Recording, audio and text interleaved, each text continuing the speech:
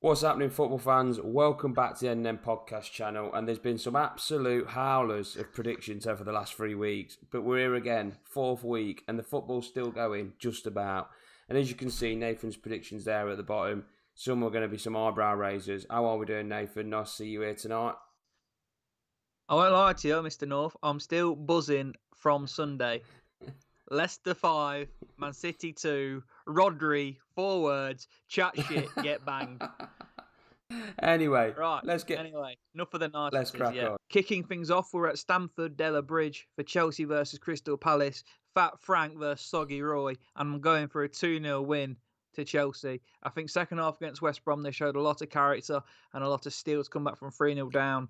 So yeah, and Crystal Palace didn't look too good against Everton. I know they got hard done by a penalty at the end there, but I'm going for a 2-0 win for Fat Frank's boys. Moving on then to the second game, it's up to Liverpool, Merseyside, for Everton versus Brighton. Now, if you've been following our prediction series, in fact, any video we've done, you will see that this season I've had a massive hard on for Brighton. I am the CEO of the Graham Potter fan club at the moment. I think they play fantastic stuff, and I fully expect them to go to Goodison Park and, shock a few people. James, eat your heart out. I think you're going to get played off the park by Adam Lallana. Truth be told. So I've gone for Everton 1, Brighton 3.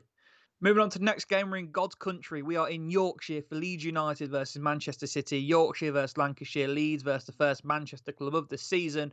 And I think Manchester City will be looking for a reaction. I believe Pep would have put some form of rocket right up the anus of a lot of those City players after that Leicester game. And yeah, I can see City having a good reaction. I think they'll have too much for Leeds United on the day. And I think it will be Manchester City 3, Leeds United 0. Going further up north, to the northeast now, and Newcastle versus Burnley, I've gone for 2-2. I think it'll be a very competitive game. Two teams very workmanlike. I can just see it being a game where they cancel each other out. And yeah, I just think it'll be 2-2. Not too much to say on that one. So yeah, Newcastle 2, Burnley 2. Moving on to my beloved Leicester City, or our beloved Leicester City, coming down off the high of a wonderful win at the Etihad. Absolutely superb. But you know me, ever the pessimist. I think that we'll struggle to get up again for West Ham, and I can just see us. I don't know why West Ham got a good result at the weekend as well, beating Wolves 4-0, kind of shocked a few people. I can just see it being 1-1. I don't know why. There's not a lot of logic behind it, but just in my head and my heart, I think it'll be 1-0. Although I'm praying I'm wrong. Moving on then to Southampton versus West Bromwich Albion. West Brom gave a spirited first half display against Chelsea, stormed into a 3-0 lead, and then quite frankly, their arseholes fell out. let's not have it two ways about it. They were, very poor in the second half. No game management at all. So yeah, I've gone for 2-0 Southampton. Southampton, they did okay in the first half against Spurs a few weeks ago. Got a good win away at Burnley as well last weekend. So I've gone for a 2-0 home win to the Saints. Moving on then, it's the Gunners versus the Blades. Arsenal versus Sheffield United at the Emirates, and I've gone for a convincing 4-0 win to Arsenal. Sheffield United look like they've forgotten how to play football. Yeah, I don't know what's going on with them. They just seem to have any sort of energy or enthusiasm or momentum just seems to have completely halted. Maybe it's down to no fans being in there. But who knows? But all I know is Arsenal, although they got beat by Liverpool, they still look a different animal under Arteta. And I don't think that'll affect them too much, that defeat to Liverpool. And I fully expect them to go on and win 4-0. So I've gone for a 4-0 victory to Arsenal. Moving on then to Manu, Wolves licking their wounds after getting absolutely dicked at West Ham at the weekend. Not many people saw it coming, so they'll be looking for an instant response. Nuno, his Wolves team has been very consistent since they got promoted to the Premier League 2 years ago. They've never really gone on seriously bad runs of form. Yes, they've had bad results, but they've always managed to bounce back. So I've gone for a Wolves 2, Fulham 0. Fulham, on the other hand, they look flat, they look lost. I saw them play who they played? Aston Villa the other night. They were 3-0 down after about 60 minutes. And Scott Parker was standing there, hands in his pockets, looking lost, like a vegan in a butcher's. He did not know which way to turn. Fucking vegan in a butcher's. He didn't know which way to turn. Moving on then. So 2-0 to Wolves. Moving on then, Manchester United versus Spurs. Jose Mourinho returning to his former club, and I've got Spurs winning 2-1. I've not been impressed with Manchester United at all. And let's be honest, it's the most Manchester United thing in the world to play a shittle game, have the final whistle blow, and then get a 100th minute penalty. It's probably the most Man United thing that could ever happen, but I think their luck will run out on the weekend now, and they fully expect Tottenham to really... I don't know if Gareth Bale's fit to play. I'm not too sure. Not at the But I moment, just don't think Spurs...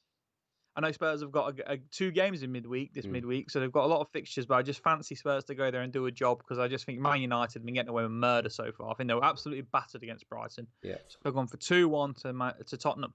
And then moving on to the final game, and I won't be getting any Christmas cards off Villa fans, but then again, I'm not too bothered about that. I've gone for Aston Villa 0, Liverpool 6. I mean, I think Liverpool will just turn up on the day, and I don't like Villa, so the idea of them getting an absolute pulverising, it makes me feel good.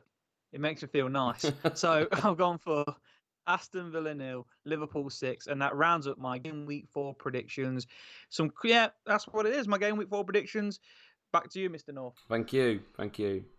Right, so my predictions, as you can see at the bottom of the screen, for game week 4, and mine are a little bit tighter. I'm a little bit on the fence type of guy when it comes to these predictions. I don't think I've got many right either way, so I probably should start being a bit more adventurous.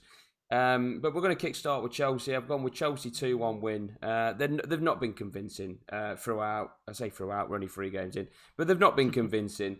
I'd say they've got away with murder a little bit. The West Brom game, you're managing to come back from 3-0 down, and the Brighton game when they were outplayed, but they got away with a lucky deflected goal and a Reece James absolute thunderbolt. So they could count themselves quite fortunate. I still think they'll get the result. I don't think Palace are going to ride as high as they have been doing over the last few weeks. But they will score, and I think it will be tight. I don't think it'll be a one-way traffic, but I've gone for a Chelsea 2-1 win. Next game, Everton v Brighton, 2-2. I think there'll be plenty of goals. The 2 expansive teams that like to play open football, which I think, they've got great attacking quality in both sides. So I think we're going to see loads of goals up in Merseyside this weekend. So Everton 2, Brighton 2.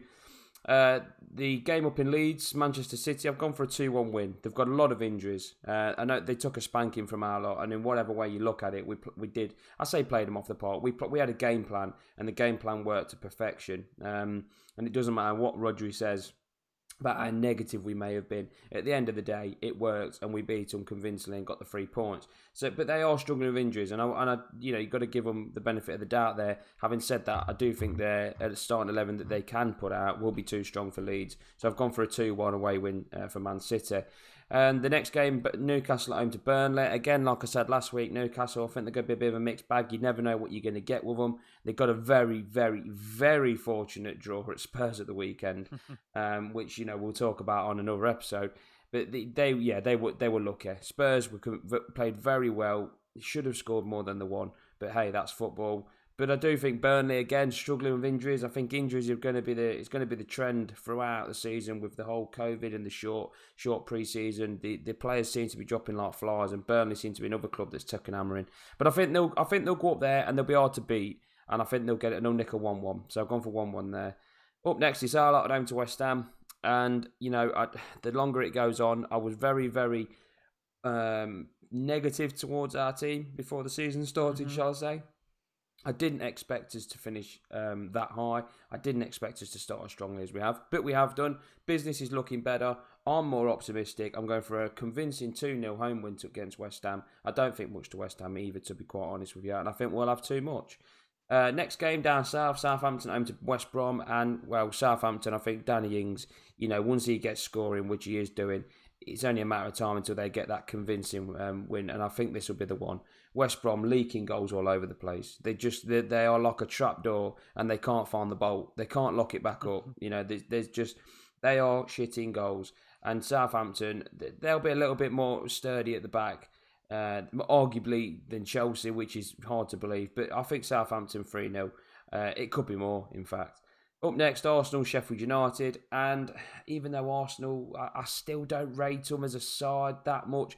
They aren't that bad a side. Again, we've said it before, and I'll say it again. They're not good enough to break into the top 4 yet, but I think they're good enough to be the best, the rest of the sides in the Premier League, and Sheffield United are one of them. I don't know what's happened to Sheffield United. They just don't look the side that they were last year. Is second season syndrome kicking in? I don't know. But an Arsenal 3-0 win at home, I think it'll be an easy day down there.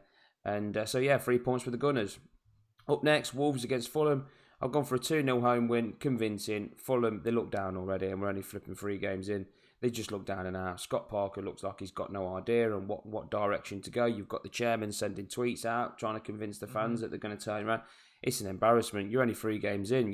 What is the owner doing? But anyway, Wolverhampton, strong side, very good footballing side. Don't leak many goals either. I know they got trounced at the weekend, but that apart from that, they do play some good football and they do defend very well. So a convincing home win for Wolves. Up next, United Spurs, and I think it's going to be a really tight game. Mourinho knows how to grind these type of games out, and he loves beating his former club or his clubs. And I think Spurs will go up to United. I don't think they'll play expansive and open that some people think they will. I think they'll go up there. They'll be difficult to break down. They'll frustrate United. And I think they'll nick a 1-0.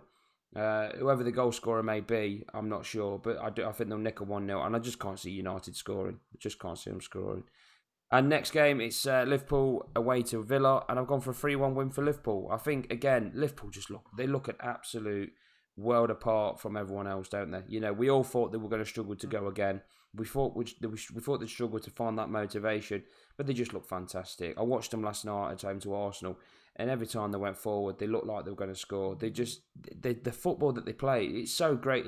As a neutral, I enjoy watching them. And I know a lot of people don't like Liverpool and they'll slate them for whatever reason, but I love watching them play. I think they play great football. Villa, on the other hand, have had a great start, but it's only a matter of time until they come back down.